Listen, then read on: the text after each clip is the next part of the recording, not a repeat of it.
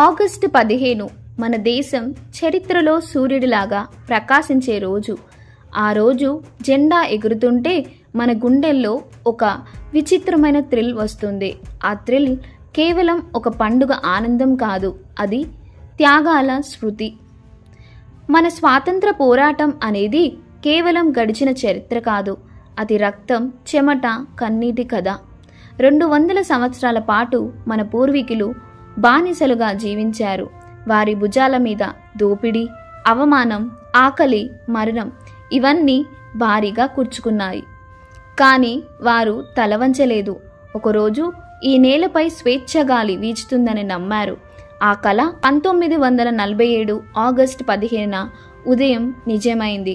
అది కేవలం స్వేచ్ఛ కాదు, ఒక దేశం పునర్జన్మ పొందిన క్షణం. అది ఒక వెలుగు, కానీ ఆ వెలుగులో గాయాలు ఉన్నాయి. బ్రిటిష్ పాలన నుంచి బయటపడ్డ వెంటనే మనం 2 దేశాలుగా విడిపోయాం, భారత్ మరియు పాకిస్తాన్. ఆ విభజనలో లక్షలాది మంది ఇల్లు వదిలి వలస వెళ్లారు. రైల్వే బోగీలు మృతదేహాలతో నిండిపోయిన దృశ్యం చరిత్రలో ఇంకా మసకబారలేదు. అప్పటి పరిస్థితి ఏమిటంటే, మన దేశ ఆర్థిక వ్యవస్థ చిత్తడిగా ఉంది. మొత్తం జీడిపి ప్రపంచంలో 1% కూడా కాదు. లిటరసీ రేట్ 12%, అంటే 100 మందిలో 88 మంది చదవడం రాయడం రాకుండా ఉండేవారు. హెల్త్ కేర్, ఒక డాక్టర్ 1000 మంది కంటే ఎక్కువ మందికి. వ్యవసాయం మీద 80% జనాభా ఆధారపడి ఉన్న ఆకలి పెద్ద సమస్య. కానీ ఆ సమయంలో ఒక విషయం మాత్రం మనకు స్పష్టంగా ఉండేది: మన దేశాన్ని మనమే కాపాడాలి, ఎవరు మళ్ళీ మన మీద పాలించకూడదు. అందుకే పండిట్ నెహ్రూ గారు, డాక్టర్ బిఆర్ అంబేద్కర్, సర్దార్ పటేల్, రాజేంద్ర ప్రసాద్ అందరూ కలిసి మన దేశానికి బలమైన పునాది వేశారు. 1950లో మన రాజ్యాంగం అమల్లోకి వచ్చింది. అది కేవలం ఒక చట్టపత్రం కాదు, అది మన స్వేచ్ఛను రక్షించే కవచం. ఆ దశాబ్దాల్లోనే మనం 5 ఇయర్ ప్లాన్స్ని మొదలుపెట్టాం. భారీ డ్యాంలు, ఇవి కేవలం నీటి నిల్వకే కాదు, విద్యుత్, పంటల కోసం ప్రాణాధారం అయ్యాయి. స్టీల్ పాయింట్లు, ఐఐటీలు, ఎయిమ్స్ ఇవన్నీ అదే దశాబ్దాల్లో పుట్టాయి. దేశం ఇంకా పేదగానే ఉన్నా ఒక నమ్మకం వచ్చింది: మనమే మన భవిష్యత్తు నిర్మించగలమని. 1962లో చైనా యుద్ధం మనకు కఠిన పాఠం నేర్పింది. మన సైన్యం ధైర్యంగా పోరాడినా సరిహద్దులు రక్షించడం కష్టమైంది. 1960లో పాకిస్తాన్తో యుద్ధం, ఈసారి మనం విజయాన్ని సాధించాం. ఆ సమయంలో గ్రీన్ రెవల్యూషన్ మొదలైంది. కొత్త విత్తనాలు, ఎరువులు, యంత్రాలు ఇవన్నీ రైతు చేతికి వచ్చాయి. పంట దిగుబడి రెట్టింపు అయ్యి ఆకలి సమస్య తగ్గింది. 1971లో బంగ్లాదేశ్ విమోచన యుద్ధంలో మన సైన్యం చరిత్ర సృష్టించింది. 1974లో పోఖ్రాన్లో మొదటి అణుపరీక్ష ప్రపంచానికి భారత్ శక్తిని చూపించింది. కానీ 1975లో ఎమర్జెన్సీ ప్రకటించడం ప్రజాస్వామ్యంపై పెద్ద ప్రశ్న వేసింది. ప్రజలు ఆ పరీక్షను ఎదుర్కొన్నారు మరియు ప్రజాస్వామ్యాన్ని తిరిగి కాపాడుకున్నారు. 1980లో టెలివిజన్ రంగాలు తెచ్చింది. రేడియోలోని స్వరాలు మన ఇళ్లలో మెల్లగా తగ్గి టెలిఫోన్ రింగ్ వినిపించసాగింది. కంప్యూటర్ అనే పదం కొత్తగానే ఉన్నా అది భవిష్యత్తు అని అప్పుడే తెలిసింది. 1991లో ఆర్థిక సంక్షోభం మన దేశాన్ని కొత్త దారిలో నడిపింది. డాక్టర్ మన్మోహన్ సింగ్ గారి రిఫార్మసీతో ప్రైవేట్ రంగం, విదేశీ పెట్టుబడులు, ఇండస్ట్రీలు పుంజుకున్నాయి. మొబైల్ ఫోన్లు, ఇంటర్నెట్ ఇవి మన జీవితాల్ని పూర్తిగా మార్చేశాయి. భారత్ ఐటీ రంగంలో సూపర్ పవర్గా మారింది. చంద్రయాన్ మిషన్ ప్రారంభమైంది. ప్రైవేట్ విమానాశ్రయాలు దేశాన్ని కలిపాయి. ఈ దశాబ్దంలో మన ఆర్థిక వృద్ధి వేగంగా పెరిగింది. ఆధార్, యూపీఐ, డిజిటల్ ఇండియా ఇవి మన ప్రభుత్వాన్ని మన జేబులోకి తెచ్చాయి. Swachh Bharat, make in India ఇవి దేశానికి కొత్త చైతన్యాన్ని ఇచ్చాయి. భారత్ G20 ప్రెసిడెన్సీ చేపట్టింది. చంద్రయాన్-3 చంద్రుని దక్షిణ ధ్రువంపై ల్యాండ్ అయ్యింది. 5G టెక్నాలజీ దేశమంతా విస్తరించింది. ప్రపంచం ఇప్పుడు మన వైపు చూస్తోంది. స్వాతంత్రం అంటే కేవలం జెండా ఎగరవేయడం కాదు. స్వాతంత్రం అంటే ప్రతి మనిషి భయం లేకుండా జీవించడం. మహాత్మా గాంధీ ఒకసారి ఇలా చెప్పారు, ఒక అమ్మాయి అర్ధరాత్రి ఒంటరిగా వీధిలో నడుస్తూ ఇంటికి చేరగలిగితే ఆ రోజు మన దేశానికి నిజమైన స్వాతంత్రం వచ్చినట్టు. ఆ మాటలు మన గుండెల్లో ఇప్పటికీ మోగుతూనే ఉన్నాయి. కానీ 1947 నుంచి 2025 వచ్చేసరికి ఆ కళ ఎంతవరకు నిజమైంది? ఒక అమ్మాయి రాత్రి 10 గంటల తర్వాత బయటకు వెళ్ళడానికి కూడా భయపడుతోంది.